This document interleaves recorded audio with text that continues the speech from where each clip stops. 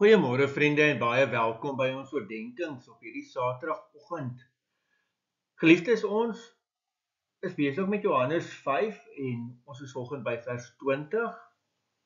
Die Vader het immers die Seun lief en wys hom alles wat hy self doen. En hy sal groter dade as dit wys, sodat julle verwonderd sal staan. Geliefdes, Johannes is baie duidelik dat Jesus gekom het om vir ons die Vader te wys. Ons gaan verder daarby kom, later sê Jesus, wie hom sien, sien die Vader. Dit is hoe erg dit is. So, die hele beginsel, Jesus kom om vir my en jou te wys, hoe lyk die Vader, wie is die Vader? Jesus kom ook om vir my en jou te wys, wat die Vader se dade is. En dan is die sodat is die rede, sodat julle verwonderd sal staan. So ek en jy moet vandag vir onsself die vraag gaan vra. Leef ons nog in verwondering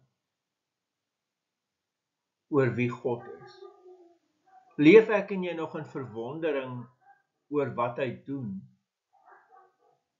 In my en jou aanbidding is daar 'n stuk verwondering. Dit is eintlik 'n verskriklike mooi woord, nee. Maar is daar 'n stuk verwondering oor dit wat God doen, oor dit wie God is, oor die feit dat hy sy Seun Jesus Christus gestuur het?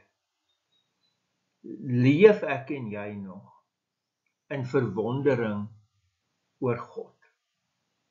Dit is my altyd mooi as ek 'n klein kind sien. Ons is bevoorreg dat ons op 'n pragtige plek bly.